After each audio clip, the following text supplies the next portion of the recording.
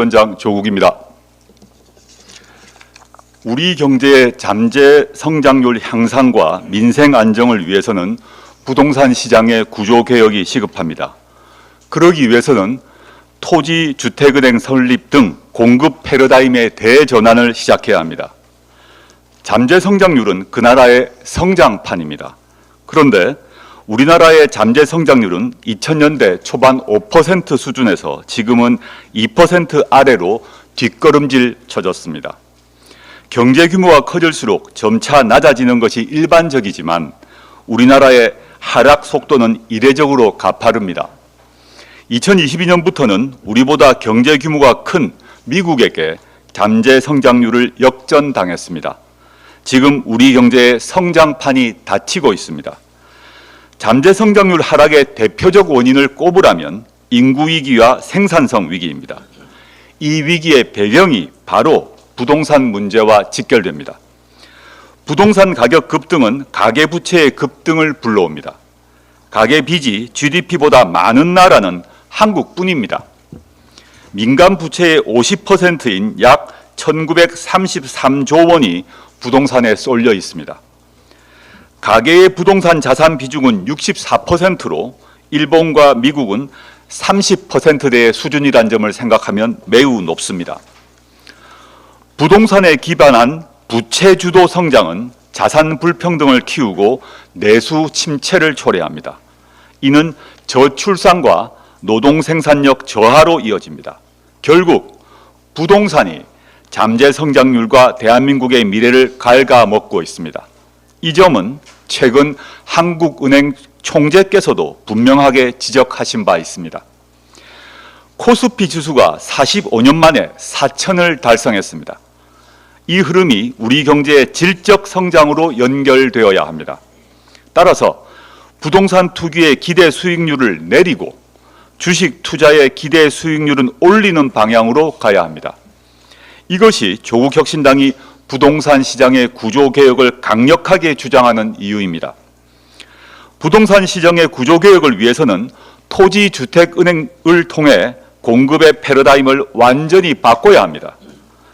그동안 LH는 토지를 조성한 뒤 민간에 매각했습니다. 그로 인해 고분양가 등 개발 이익 대부분은 민간 건설사에 돌아갔고 주변의 시세는 덩달아 상승했습니다. 게다가 건설사는 최대 이익을 기준으로 분양하기 때문에 공급은 더뎠습니다. 이 구조 속에서 가계부채는 확대되고 주거 불안은 심화했습니다. 이 악순환을 끊어야 합니다. 현재 운영되는 토지주택을 확대해서 토지주택은행을 설립하고 정부가 직접 나서서 양질의 공공임대주택을 공급해야 합니다. 정부 재정과 주택기금 등을 토지주택은행에 출자하고 여기에 국민이 참여하는 국민 리츠를 통해 재원을 마련할 수 있습니다. 그 재원으로 공공개발과 공공임대를 추진하면 됩니다. 토지주택은행이 직접 토지 소유권을 소유하거나 리츠를 통해 간접적으로 토지 매수 후 공공임대를 공급한다면 고품질의 주택을 국민에게 제공할 수 있습니다. 거대한 공공시장을 형성해서 부동산 시장을 구조개혁하자는 것입니다. 국회가 토지주택은행 설립을 시작으로 공급, 세제, 금융 등 정책의 전 분야에서 불평등을 줄이고 국민 주거권 보장을 위한 종합대책 마련을 서둘러야 합니다. 다음으로 검찰개혁에 대해서 말씀드리겠습니다. 국무총리 산하 검찰개혁 추진단이 자문위원회를 구성했습니다. 자문위원회가 검찰개혁이 수사기소의 완전한 분리의 대원칙 하에서 한치도 벗어나지 않도록 제 역할을 다해야 합니다. 지난 20여 년간의 긴 노력 끝에 검찰청이 폐지되었습니다.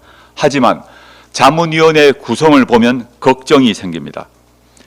검찰개혁은 끝난 것이 아닙니다. 야구로 비유하면 9회 상황입니다. 양층의 공박이 남아 있습니다. 1년이라는 유예 기간을 허투루 보내서는 안 됩니다. 공소청과 중수청 설치 법안, 수사절차법 제정, 형사소송법 개정 등 관련 법률 180여 개와 하위 법령 900여 개를 정교하게 정비해야 합니다. 핵심은 검찰의 직접적 보안수사권 폐지와 수사절차법의 신설입니다. 원칙적으로 검사에게 직접적 보안수사권을 남겨서는 안 됩니다. 최근 현직 부장검사가 국회에서 상부의 불법 부당한 지휘 사실을 폭로하며 눈물을 흘렸습니다. 쿠팡 일용직 노동자 퇴직금 미지급 사건을 무혐의 처분하라고 지시했다는 내용입니다. 실제 검찰은 이 사건을 기소하지 않고 종결했습니다. 검찰의 수사 기소 독점의 폐단을 검찰 스스로 다시 한번 입증한 것입니다. 국민은 검찰개혁이 곧 민생개혁이란 사실도 재차 확인했습니다. 다음으로 수사절차법을 신설해야 합니다. 지금까지 검찰개혁은 조직법 중심으로 논의되어 왔습니다.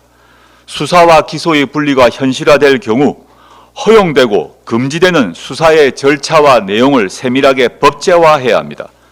이번 기회에 탈법적 수사 관행을 완전히 금지시켜야 합니다. 그동안 검찰개혁을 방해하기 위한 정치검찰과 국민의힘의 방해는 집요했습니다. 저들은 앞으로 1년의 유예기간 동안 재기의 발판을 만들기 위해 온갖 공작을 꾸밀 것입니다.